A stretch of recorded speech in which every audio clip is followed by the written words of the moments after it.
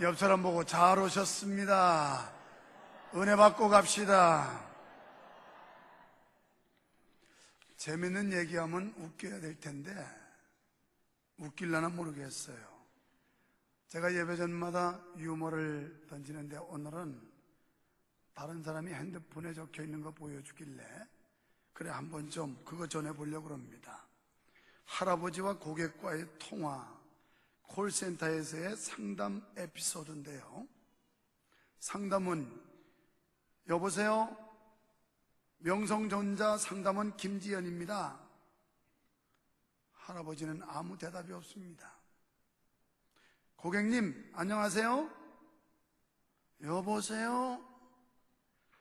다름이 아니라 고객님 며칠 전에 TV 설치 받으셨죠? 아, 테레비? 네, TV를 설치하는 과정을 지켜보셨죠? 그렇지, 나랑 할머니랑 같이 봤어. 기사가 아주 친절하고 착해요. 네, 고맙습니다. 고객님께서 보시기에 전체적으로 설치 과정을 매우 만족, 약간 만족, 보통, 약간 불만, 매우 불만 중에 어떻게 느끼셨습니까? 뭐라고? 네, 솔직하게 좋았다고 하셨는데요. 고객님 7가지 중에 고객님이 평가해 주신다면 매우 만족, 약간 만족, 보통, 약간 불만, 매우 불만 이 중에 평가해 주신다면 어떻게 평가해 주실까요? 아유, 기다려봐요. 어이,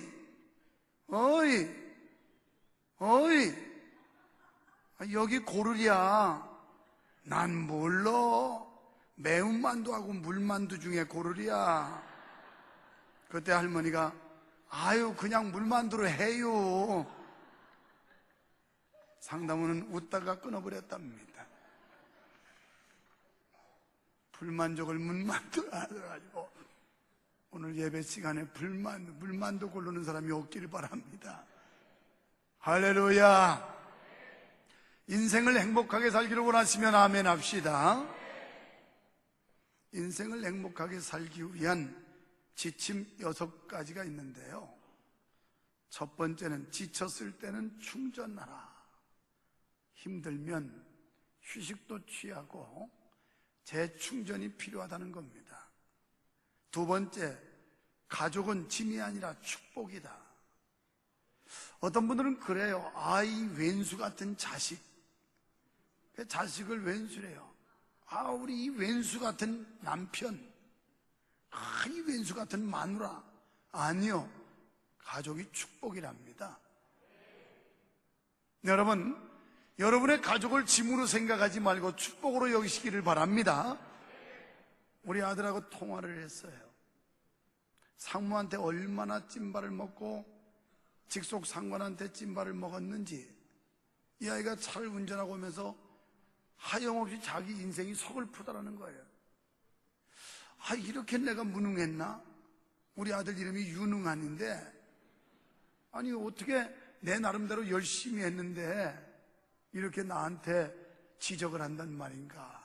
서럽기도 하고 그냥 마음 같아서는 당장 때려치고 싶은 마음이 들더래요.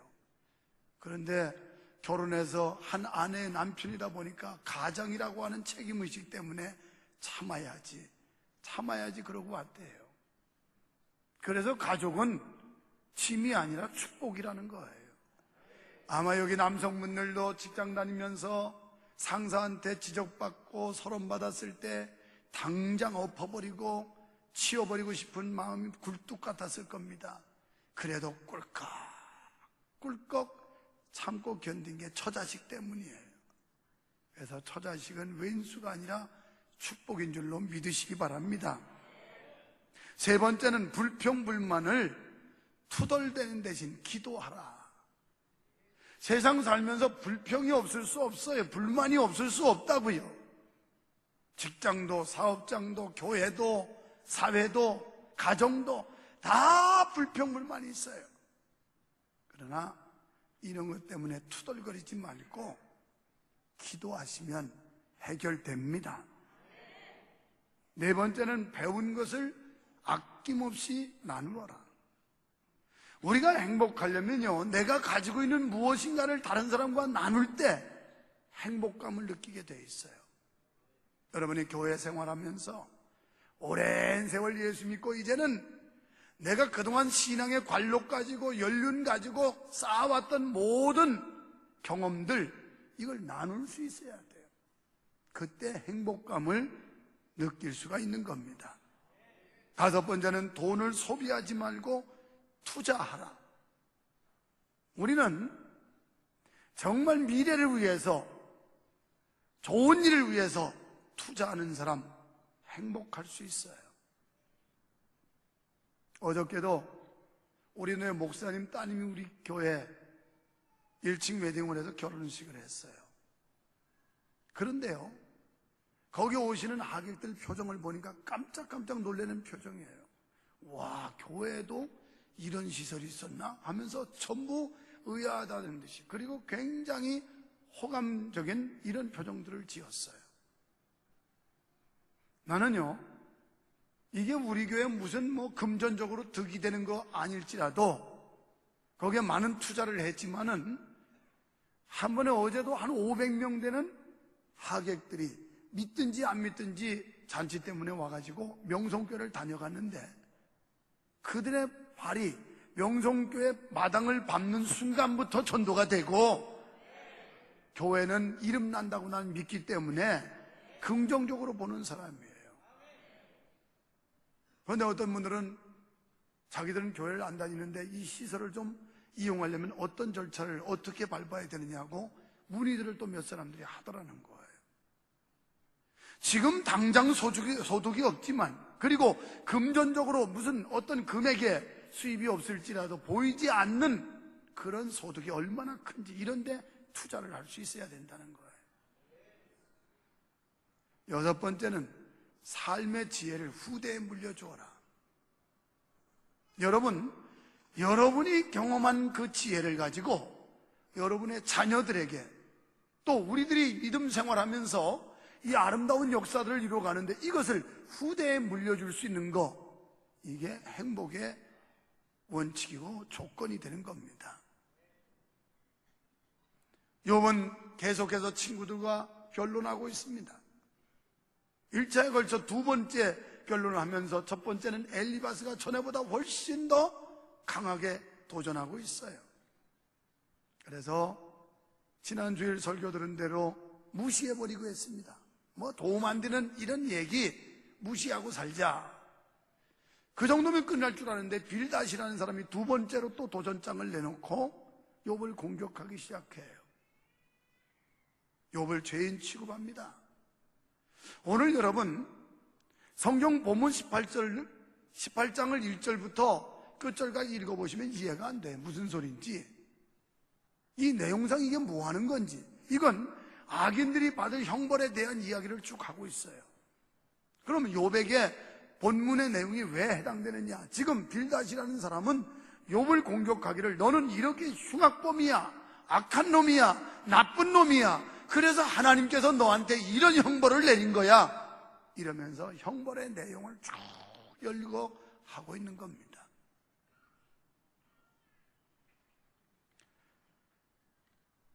욥을 가리켜 4절에 보니까 스스로 찢는 자라는 표현을 통해서 그의 파멸을 예고하고 있어요. 너는 스스로 찢는 자다. 내 인생은 파멸로 끝날 것이다. 너의 일생은 비참하게 끝날 것이다. 여기서 스스로 찢는 자라는 마치 자기 몸을 물어뜯고 자학하는 어리석은 짐승 마냥 욥이 자기 변호를 통해 스스로의 인격을 무너뜨리고 자기 장래를 멸망으로 이끄는 안타까운 모습을 일컫고 있는 겁니다. 뿐만 아니라 7절에서 10절에 보면 빌닷은 욥을 가리켜 스스로 함정에 빠진 어리석고 포악한 짐승이라고 비난함으로써 욥을 심하게 공격하고 있어요. 엎친 데 덮친 격으로 가뜩이나 힘들고 가뜩이나 원통하고 가뜩이나 고통스러워서 신음하는 욥을 향해서 더 압박을 하고 짓누르고 있습니다. 이러한 빌닷의 행위는 고난당하는 형제를 위로하기는커녕 오히려 자기 주장을 절대화하고 고난당하는 형제를 너무 쉽게 평가하고 정죄하는 데서 비롯된 것입니다. 우리는 자기 주장을 너무 강하게 어필하려고 하다 보니까 자기의 그 주장을 정당화하려고 해요. 이런 데서 충돌이 일어나요. 갈등이 일어나요. 여러분, 우리가 꼭 명심해야 될 건 우리 수원 명성교회 하나님의 축복과 여러분의 수고로 이 아름다운 성전을 지었는데 이 교회 주인은 목사도 아니고 더더군다나 장로도 아니고 권사도 아니고 우리 모든 사람이 주인이란 말이에요. 누구도 자기의 어떤 아집이나 독선을 가지고 자기가 왕노릇 하려고 한다든지 주장질을 해서는 안 된다는 말입니다. 이게 다 여러분의 것이고 옆 사람 보고 당신이 우리 교회 주인입니다. 성도님이 우리 교회 주인입니다. 화면이 잘 나오니까 앞에 잘 보시겠죠? 화면이 침침하면 애니팡 하는 사람 생길까봐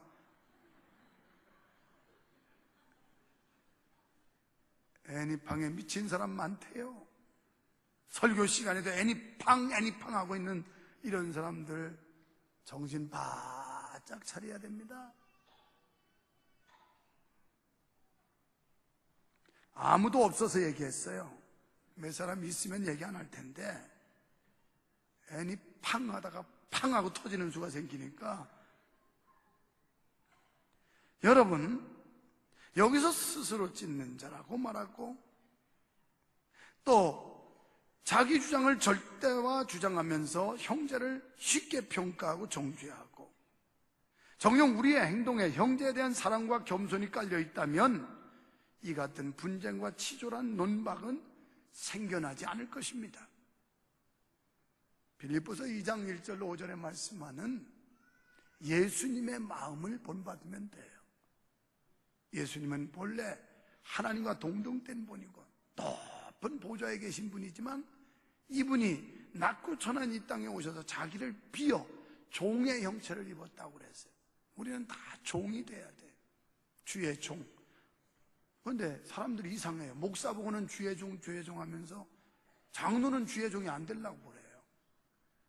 장로님들도 주의 종이고 권사님들도 주의 종이고 집사님들도 주의 종이고 성도님들도 주의 종이고 우리는 다 주님의 종이에요. 종. 우리 주인은 주님 한 분뿐이 없어요. 큐리오스라고 하는 말인데 주님이라는 뜻을 헬라어로 큐리오스라고 그래요. 그 말은 나의 주인입니다, 이 뜻이에요. 그래서 우리가 주여 그러는 건 주인님 이렇게 부르는 소리하고 같은 뜻이에요. 그래서 주인 되신 예수님께서 말씀하시면 우리는 그저 아멘 하는 것밖에 없는 거예요. 이유 불문이에요. 성가대도 잔소리할 거 없고 오케스트라도 마찬가지고 안내를 해도 마찬가지고 그저 주인이 명하시면 종은 아멘 이거밖에 없는 거예요. 할렐루야. 따라합시다. 나는 주의 종이다. 종은 결정권도 없어요. 상속권도 없습니다. 그냥 주인이 하라면 하는 거예요. 주인께서 맡겨주신 직임에 있어 맡겨준 사명에 충실하면 그뿐이에요. 시키는 대로 하면 돼요. 하나님이 어떻게 시키나요? 성경을 통해서 시키고 계세요. 믿어주시기 바랍니다. 여러분, 우리는 이 시간 좀 더 강도가 높아진 빌닷의 발언을 통해서 우리 신앙인들이 흔히 범하기 쉬운 잘못을 살펴보면서 오늘 우리의 삶을 되돌아보는 계기가 되어야 할 것입니다. 요번 친구들을 가리켜 이미 16장 2절에서 번뇌케 하는 안위자, 17장 2절에서 조롱하는 자, 17장 4절에서 눈먼 우매자 등의 말로써 자신들의 친구를 갖다가 무시해버렸어요. 너희들 하는 얘기가 하나 도움이 안 된다. 내게 하나무 위로가 되지 않고 유익감이 없으니 너희 말을 내 무시해버리겠다. 그러니까 이 세 친구가 더 열받은 거예요. 여러분, 사람 열받게 하는 거 딱 한 가지 있어요. 무시해버리면 돼요. 교회에서 여러분 기분 나쁘게 하는 사람 생기더라도 무시해버리세요. 그러면 여러분 속 편해요. 그런데 무시당한 그 사람은 열받습니다. 어쭈? 저게 나를 아주 무시해버려요. 말 같지 않은 거 그냥 무시하고 살아요. 무시하고. 괜히 그거 다 생각하다 보면 속상하지요.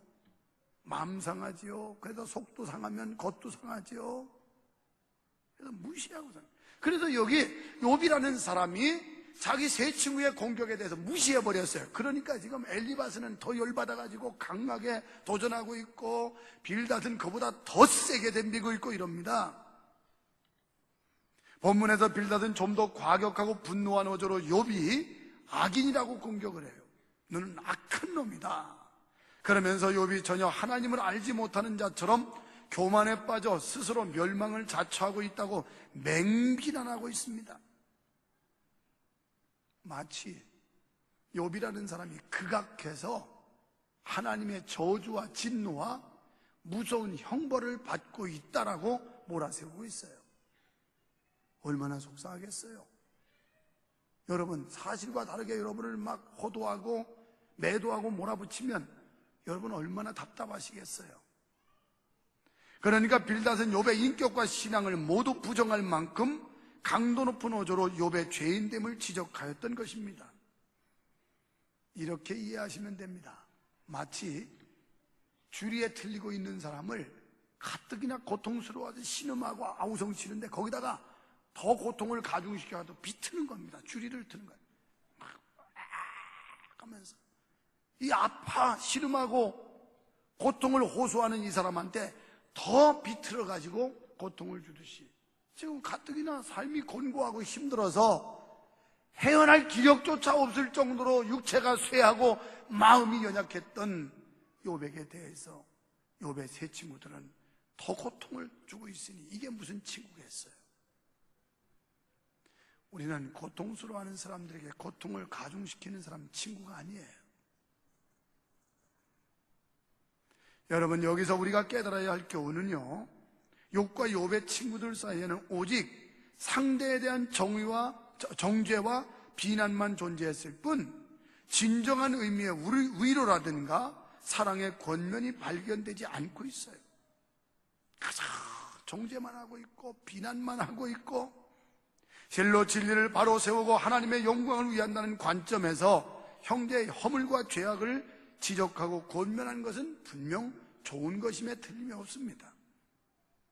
하지만 그렇다고 해서 무조건 형제를 비난하고 허물 있는 형제의 인격과 그 신앙마저 부정할 정도로 죄악시해버리는 태도는 결코 바람직하지 못한 줄 믿으시기 바랍니다. 갈라디아서 6장 1절로 2절에서 사도 바울은 이렇게 말씀을 하고 있습니다. 다 함께 시작. 형제들아, 사람이 만일 무슨 범죄한 일이 드러나거든 신령한 너희는 온유한 심령으로 그러한 자를 바로잡고, 적어도 신령한 사람이라면 온유한 마음으로 바로잡으라는 거예요. 두 번째 또 띄워요. 온유한 마음으로 바로잡고. 없어졌나? 예. 온유한 마음으로 바로잡고 내 자신을 돌아보아 너도 시험을 받을까 두려워하라. 그런 경우를 통해서 교훈으로 삼으라는 얘기예요. 혹시 나도 이런 시험에 빠질까 조심하라는 얘기예요. 그러니까 그건 다 모든 상황이 나를 위해서 보여주는 건 나를 발견하라는 거지 다른 사람 공격하라고 주는 게 아니에요. 뿐만 아니라 너희가 짐을 서로 지라. 그리하여 그리스도의 법을 성취하라. 여러분, 짐을 나누어 지시기를 축원합니다. 형제의 그 무거운 짐을 나눠 줄 수 있는 사람, 교회에서도 마찬가지예요. 짐을 나눠줘야 돼요. 제가 어저께 우리 새가족실을 아주 잘 꾸며놓고 브라인더도 달았어요. 그래서 브라인더를 달아서 참 좋긴 한데 이건 누가 돈 내는 건가 싶어가지고 새가족 도우미들 이거 아느냐 하니까 자기들 모르는데 필요한 것만 알았지. 그러면 당신들이 다 이렇게 나눠가지고 돈 걷어서 이거 값 치르라고. 우리 사용자 부담 원칙으로 살자고. 그 실에 필요한 거 짐을 져야지. 보니까 새가족 도우미들 뭐 미끈미끈하게 다 먹고 살만한 사람들이 가던데, 그 주를 위해서 이런 특별한 실이 만들어졌으면 브레인다 그거 뭐 비싸봤자 몇 푼 가겠어요. 그거 다 십시일반으로 나눠 짐을 져라. 명성교회가 돈 없어서 안 해주느냐? 아니요. 지금 각 실들 부서마다 다 하나씩 차지하는데요, 거기에 들어가는 채우는 가구 기물들은 사용자 부담 원칙이야. 선교회 사무실은 선교 회원들이 다 사야 돼. 새가족실을 꾸민 건 새가족 도우미들이 써야 돼. 오늘 우리가 지금부터 조심해야 될 게 있는데, 이 부서 이기주의, 네 것 내 것을 엄연하게 구분하고 견제하고 경계하면 우리 교회가 더 성장해 가는데 지장이 많아요. 우리는 공유할 수 있어야 돼요. 그리스도 안에서 우리는 형제의 허물에 대해 용납하고 덮어줄 뿐만 아니라 이 교회 안에 이루어지는 모든 행위들은 예수 안에서 우리가 한 형제요 자매라고 하는 의식을 가지고 이런 관계로 맺어져야 앞으로 우리 교회가 크게 부흥할 줄로 믿습니다. 요 속에 하늘마음 싱어들이 들어앉았는데 카메라로 화면 보더니만 저한테 뭐라고 그러냐면, 목사님 조금 더 있으면 저 4층도 개방해도 되겠다고, 올려도 되겠다고. 그래서 사람들 모이는 거 보니까 이제 저거 아직 4층까지 못 채울 것 같아서 안 올리는 거거든요. 다 한꺼번에 모이면 채우지만 예배가 하루 4번 드리는데 채울 수가 없어요. 그래서 저기는 안 올리고 있는데 조금 더 있으면 올려도 되겠다고 그러더라고. 우리 교회가 계속해서 부흥되기를 소원합니다. 우리 열심히 사랑하고 협력하고 우애하고, 그래서 교회가 끊임없이 발전해야 되고 더 큰 일을 우리 교회가 감당하는 힘있는 축복받은 교회요 성도가 되어야 할 줄 믿습니다. 그러려면 서로 짐을 나눠줘야 돼요. 다 좀 십시일반으로 혼자 무거운 짐 다 지워서 쪼그라뜨리지 말고 우리가 짐 좀 나눠서 지면 한결수월해요. 기도의 짐, 봉사의 짐, 헌신의 짐, 이런 짐들을 나눠지는 거예요. 그렇습니다. 형제가 아무리 큰 허물을 범하고 상식 이하의 실수를 하였다 할지라도 그 일로 인해 함부로 형제를 심판하거나 노기를 가지고 형제를 정죄하거나 배타시 해서는 안 됩니다. 먼저 그 형제의 영혼을 사랑하고 온유한 마음과 겸손한 태도로서 형제에게 접근하여 어그러진 모습을 바르게 일으켜 세워주어야 합니다. 디모데후서 2장 25절에 다 함께 시작. 거역하는 자를 온유함으로 징계할지니 혹 하나님이 저희에게 회개함을 주사 진리를 알게 하실까 하며. 아멘. 온유함으로 자 이끌어주면 하나님이 그 마음에 회개할 마음을 주어서 바꿔주신다는 거예요. 여러분이 아무도 못 고쳐요. 하나님이 고쳐야 돼요. 하나님이 그 마음을 움직여주면 변할 줄로 믿습니다. 여러분, 이처럼 우리는 형제의 무거운 짐을 서로 나누어지는 희생적 사랑을 나타내야 됩니다. 교회는 희생하는 곳이에요. 성도는 희생하는 사람들이에요. 주님을 위해서 희생하고 성도를 위해 희생하고 이웃을 위해 희생하고 희생하는 집단이 교회인 줄 믿습니다. 지난주 목요일 날 속리산에 단풍놀이 갔다 왔어요. 187명인가 약 200명 되는 사람들이 버스 4대가 빈자리가 없이 팍 찼는데 거기에 일일 기사로 채용된 사람이 하나 유명한 사람이 있었습니다. 진짜 상상을 초월하는 사람이에요. 그런 분들이 그렇게 버스 기사 운전으로 봉사할 줄 미처 몰랐어요. 그 사람이 누구냐면 수원명성교회 담임 목사 유만성 목사였어요. 우리 교회 새로 오신 성도님들이 그걸 보고 감동을 받아서 세상에 놀랬다고. 어떻게 목사님이 대형 버스를 운전하고 우리를 싣고 다니냐고. 나 행복한 사람이에요. 그거 뭐 힘드니까? 앉아가지고 핸들만 돌리면 가는 건데. 성도들을 한차 가득 태우고 가는데 얼마나 기분이 짱이었는지. 나는 그런 거 수치로 여기지 않는 사람이에요. 재미로 알고 축복으로 알고. 나중에 늙어봐야 알겠지만 70 먹어가지고 은퇴하면요 주일날 버스 기사로 내가 봉사하려고 그래요. 신문에 방송에 날걸. 수원명성교회 그 큰 교회 원로 목사가 주일이면 버스로 성도들 모시고 다닌다. 우리 교회 버스가 참 많은데 그 기사 다 뒀다가는 헌금 내와가지고 전부 버스 기사 월급 주다 끝나요. 버스 기사들이 다 자원봉사자야. 그래서 우리는 기본이 움직이면 우리 자체 기사로도 우리 버스 그 많은 걸 다 움직일 수 있어요. 이거 섬긴다는 게 얼마나 행복한지 몰라요? 여러분도 섬겨보세요. 행복감을 느끼게 되실 테니까. 아멘 안 하는 거 보니까 무슨 왕대접만 받으려고. 형제의 실수가 단지 그 형제의 일만이 아니라 아무리 성숙한 신앙인일지라도 충분히 일어날 수 있는 일이라고 우리는 겸손한 마음으로 받아들일 수 있어야 돼요. 그래, 사람이라면 그럴 수 있지.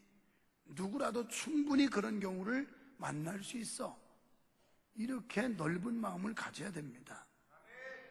한 번은 예수님께서 복음 전하러 다니시는데 사람들이 어떤 여자를 막 머리채를 끌고 왔어요. 한 손엔 돌을 들고. 그러면서 물이 져서 왔습니다. 딱 끌어다 엎어놓더니만 바리새인 서기관들이 예수님한테 물어요. 이 여자가 현장에서 가늠하다 잡혀왔는데 이거 죽일까 살릴까 이렇게 물어요. 자, 죽이지 말라고 그러면 모세 율법을 어겼다고 할 거고, 돌로 쳐 죽이라고 그러면 사랑을 외치는 예수가 사랑이 없다고 할 테고. 참 예수님께서 우리가 지혜를 배울 수 있는데 우리들 같으면 야! 죽이지 마! 이랬던지 아니면 죽여버려! 그랬을 텐데 예수님은 땅에다 몇 자를 쓰시더니 일어나서 너희 중에 죄 없는 사람이 돌로 이 여자를 쳐 죽여라 그랬어요. 사람들이 자기를 돌아봤어요. 그랬더니 다 죄가 있거든요. 돌을 다 툭툭 놓더니 슬금슬금 다 뒷공무니를 빼서 다 사라졌어요. 그때 예수님이 하신 말씀이 나도 너를 존귀하지 않노니 이제는 새 사람 돼서 새로운 삶을 영위하고 살아라. 돌려보냈어요. 이게 예수님의 사랑이었어요. 율법도 지키고 사랑의 법도도 지키는, 우리가 구약의 공의도 지키고 신약의 율법, 이 복음 사랑도 지킬 수 있는 사람, 냉정하면서도 뜨거운 사람, 냉철하면서도 뜨겁고 냉정하면서도 포용력 있는 사람, 이런 분들이 정말 좋은 사람들인데 오늘 예배하러 오신 여러분이 다 그런 성도가 되시기를 축원합니다. 그래야 명품 교회가 돼요. 예배당은 잘 전하는데 여기 내용물들이 B품이 되면 명성교회는 명품 교회가 안 돼요. 정녕 우리의 신체 가운데 일부가 상처를 입었을 때 떼버릴 수 있습니까? 함부로 잘라냅니까? 그럴 수 없어요. 지난주 수요 예배를 마치고 병점에 사는 우리 이화진 집사님이 예배 마치고 가다가 신방 가는데 마주쳤어요. 울먹울먹 눈물이 글썽글썽하면서 목사님, 우리 목장의 박상희 집사라고 아시죠? 속으로 알고 말고. 그랬더니 그 집사님이 여기 종아리에 앞뒤에 종기 같은 게 났는데 이게 점점 도져가지고 병점에 있는 병원에서 수술을 했는데 또 재발하고 염증이 계속 고름이 나서 아주대학병원에서 또 다시 재수술을 하고 호치키스 같은 걸로 다 찍었대요, 상처를. 그런데도 낫질 않고 고름이 나가지고 이걸 어떻게 해야 될지 다시 내일까지 기다렸다가 이제는 다시 재수술을 해야 된다고. 근데 이 상처가 아물지를 않는 거예요. 목사님이 전화 한 통만 해주셨어요. 바쁘시니까. 아마 박상희 집사가 큰 힘을 얻을 거예요. 안 들었으면 괜찮은데 들었으니 얼마나 신방하면서 오후 내내 부담스러운지. 다행히 신방을 부지런히 하고 저녁 예배 전 시간이 나길래 차를 돌려라, 병점으로 가자. 그래서 불시에 쳐들어갔어요. 깜짝 놀래가지고 쉬지도 못했는데 목사님 웬일이냐고. 아프다 소식 듣고 왔다고. 하나님께 간절히 찬송하고 종아리를 두 손으로 감싸고 안수기도를 했어요. 하나님, 이 딸이 이 상처가 아물질 않아서 2번씩 수술했는데도 이렇게 고통을 호소하고 있는데 우리의 질고를 대신 지신 예수님 고쳐주십시오. 치료해 주십시오. 그래서 이 고통에서 벗어나게 자유와 해방을 주십시오 하고 간절히 기도하고 왔어요. 어저께 제 아내가 집에 가면서 전화를 하는데 연락이 왔는데 그 다음날 아주대학병원 갔더니 이상하다고, 염증이 싹 없어져 버렸다고. 하나님께 영광을 돌립니다. 그렇다고 우리가 다리를 잘라버릴 수는 없잖아요. 어떻게라도 이걸 치료해서 회복시켜 보려고 노력하는 거죠. 교회 안에 있는 성도들 말썽꾸러기도 있어요. 미운 짓 하는 사람도 있어요. 얄미운 사람도 있어요. 그래서 교회 다니다 보면 그 사람 꼴 보기 싫어서 교회 오기 싫어요.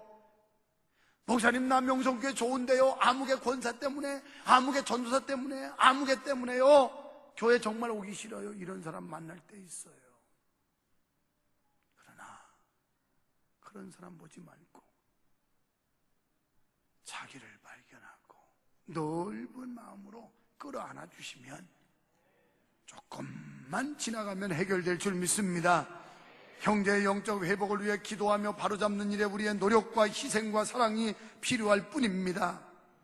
마태복음 7장 1절로 2절에 보니까 너희가 비판받지 않으려면 비판하지 말아라. 비판하면 너희도 비판받는다.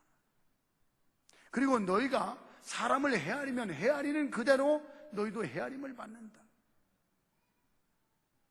그러면서 너희가 다른 사람의 어떤 결점, 약점 이런 거 보기 전에 너의 눈에 들보를 먼저 봐라.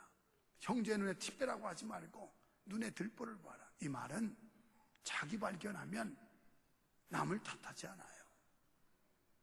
자기 발견하면 남에게 공격할 수 있는 그런 자격이 없어요.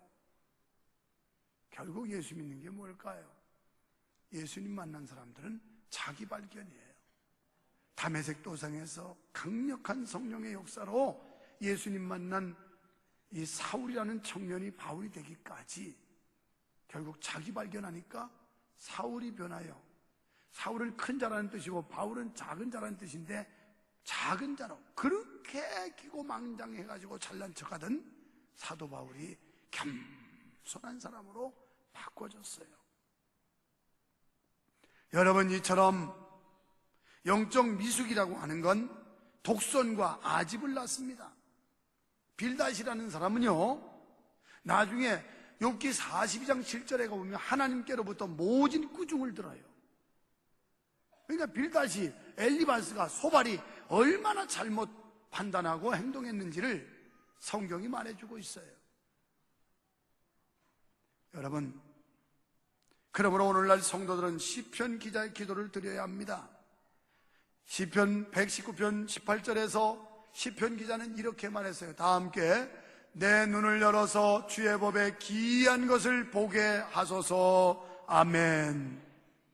더 신령한 세계, 하나님의 깊은 뜻을 볼 수 있는 눈이 열리시기를 주의 이름으로 축원합니다. 하나님의 깊은 뜻, 하나님의 넓은 세계를 볼 수 있는 이런 눈이 열려야 합니다. 빌닷이 본문에서 욥을 악인으로 규정한 것은 분명 잘못이었습니다. 그것은 그의 영적 미숙이었어요. 물론 빌닷의 주장이 다 잘못된 거 아니에요. 오늘 성경에서 이 악인의 최후, 악인의 결과에 대해서 말하는 거 다 맞는 말입니다. 그런데 이것을 갖다가 욥에게 적용하니까 문제가 된 거지, 지금 빌닷이 말하고 있는 본문의 내용 18장의 이 전편은 잘못 주장하거나 잘못된 내용이 아니라 악한 자의 최후는 비참한 겁니다. 악인의 최후는 끝이 없습니다. 허망한 것이고 초라한 것이고 절망적이에요. 우리는 가끔 악인들을 부러워할 때가 있어요. 얼렁뚱땅 대충 제멋대로 사는데도 잘 되는 것 때문에 마음 아파할 때가 있을지 몰라요. 그러나 부러워할 이유 없어요. 결국 악인의 최후는 비극이에요. 불행이에요. 멸망입니다. 오늘 18장의 내용은 그런 내용입니다. 그래서 5절로 6절에서 결국 악인의 장막은 흑암 속에서 묻히고 말 것이다. 성도 여러분, 이것이 악인의 운명입니다. 부러워할 것이 무엇 있습니까? 그런즉 사망이 기다리고 있는 일시적인 형통보다 비록 고난의 십자가가 있을지라도 영생의 소망이 있는 성도의 신분에 자긍심 가지시기를 축원합니다. 우리는 내세가 있기 때문이에요. 영원한 하나님의 나라가 있기 때문이에요. 천국이 우리에게 상급으로 기업으로 주어질 것이기 때문입니다. 하지만 하나님은 착하고 의로운 사람에게는 복을 주셔요. 시냇가에 심긴 나무가 시절조차 과실 맺듯이 사철 푸르른 이런 축복을 주신다는데, 여러분 이 시대에 이런 축복의 주인공들이 되시기를 축원합니다. 그러므로 사람은 하나님 앞에서 선과 의를 행하여야 할 줄 믿습니다. 시대적 조류에 편승하지 마시고 하나님의 말씀 가운데 서야 하나님께 칭찬을 받고 인정을 받게 될 줄 믿으시기 바랍니다. 사랑하는 성도 여러분, 결론적으로 우리는 나 혼자 신앙생활하여 나 혼자 천국 가는 게 아니에요. 우리는 함께 손을 잡고 함께 격려하면서 함께 섬기면서 상대를 존중하고 높이면서 우리 모두는 함께 가야 할 곳이 천국인 줄 믿습니다. 여러분 중에 아무도 천국 가는 행렬에서 이탈하거나 낙오하는 분이 없기를 주의 이름으로 축원합니다. 따라서 형제들과 어울려 생활하게 되는데, 그럴 때 필연적으로 인간관계에서 불필요한 분란과 아픔이 발생하게 돼요. 그래서 목사님도 좋고 설교도 은혜스럽고 교회도 좋은데 그 중에 사람 하나가 나쁘다. 그래서 그 아무개 때문에 내가 교회 가고 싶은 마음이 싹 떨어진다. 이렇게 되면 안 돼요. 주님이 뭐라 그랬어요? 형제 하나를 실족해 하면 그 사람은 연자 맷돌 목에다 달고 돌멩이를 여기다가 딱 걸고 바닷물에 던지면 낫대요. 그건 무슨 소리예요? 죽어버리라는 얘기예요. 그러니까 여러분 때문에 다른 사람이 상처받게 해서는 안 된단 말이에요. 믿습니까? 그 중에서도 특히 우리는 형제의 허물과 실수에 대해 너무 예민하게 그리고 거칠게 반응함으로써 형제를 바로 세우기는커녕 실족시키는 경우가 많습니다. 이제 우리는 이러한 대인관계에서의 아픔을 최소화하고 우리가 속한 공동체, 그러니까 교회가 바로 세워지기 위해서 우리 자신을 죽이는 연습을 해야 돼요. 우리들 죽으면 돼요. 예수님의 가르침이 뭐였어요? 하늘의 미랄이 땅에 떨어져 썩어져 죽으면 많은 열매를 맺거니와 죽지 않고 하늘 그대로 있으면 아무 열매도 맺지 못한다. 목사도 죽어야 하고 장로님들도 죽으셔야 하고 권사님들도 돌아가시면 안 되지. 그냥 죽어야 돼. 돌아가시면 천당 가라는 얘기 아니에요. 그거 말고 자아를 죽이라는 거예요. 자아를. 자기 절제하고 자기를 죽여야 돼. 여기는 이 많은 성도들이 다 자기만 죽이면 여기서 막 열매가 철철철철 맺어지는데 엄청난 열매가 맺어질 줄로 믿습니다. 여러분, 고통은 때로 특별한 죄악 때문에 발생하기도 합니다. 하지만 모든 고난과 질병이 특수한 죄의 결과로 생겨나는 것은 아닙니다. 때로 우리 인간의 이해와 상상을 초월하여 주어지는 고난도 있어요. 여러분 지금 아파하십니까? 괴로워하십니까? 슬퍼하십니까? 한탄하십니까? 아, 나는 하나님 앞에 무슨 흉악한 죄가 있어서 이렇게 됐나? 아니, 그래서 오는 이런 응보의 결과도 있지만 그렇지 않는 하나님이 우리를 더 성숙한 신앙으로 끌어올리기 위해서, 우리의 믿음을 더 견고하게 하기 위해서 우리에게 주시는 고난도 있다는 사실을 잊지 마시기를 바랍니다. 하나님께서는 성도의 영적 성숙과 신앙적 온전함을 위해 간혹 우리를 질곡의 현장으로 이끌어 가시기도 합니다. 만약 지금 당하고 있는 고난이 하나님의 거룩한 뜻에 따른 연단이라면 여러분 어떻게 하시겠습니까? 인내하며 하나님께 기도하시고 하나님의 때를 기다려야 되지 않겠습니까? 반드시 회복해 주실 것을 믿고 하나님을 소망해야 될 줄로 믿습니다. 그리고 우리는 그리스도 안에서 한 형제요 지체입니다. 우리가 서로 협력하고 연합하고 힘을 모아서 하나님의 나라 갈 때까지 아름다운 역사들을 이루어야 될 줄 믿습니다.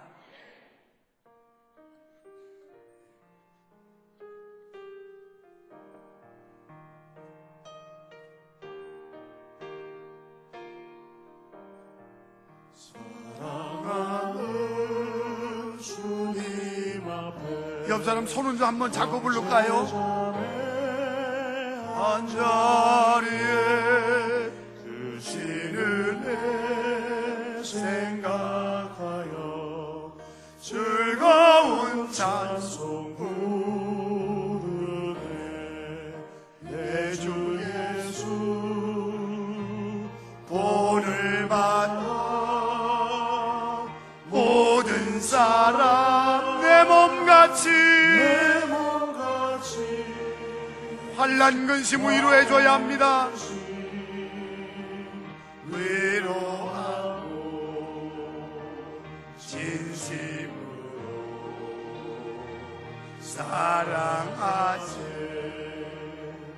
사랑하는 주님 앞에 온갖 충성 담아줘서 외로우나 즐거우나 주님만 힘써서 우리 주님 거룩한 손 제자들의 발을 씻긴 것처럼 우리는 남을 섬겨줘야 합니다. 남 섬기는 종의 도를 몸소에 보이셨네. 사랑하는 주님 예수, 우리는 같은 주님, 같은 하나님, 같은 성령님을 모시고 있습니다.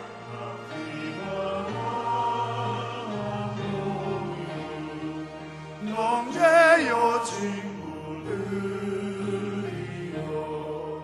한 몸같이 친밀하고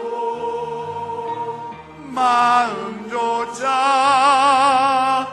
하나 되어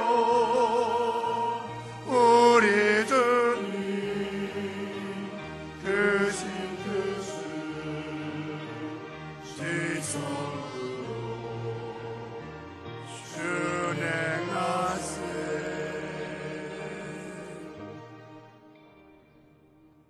우리는 하나님을 한 아버지로 섬기고 있습니다.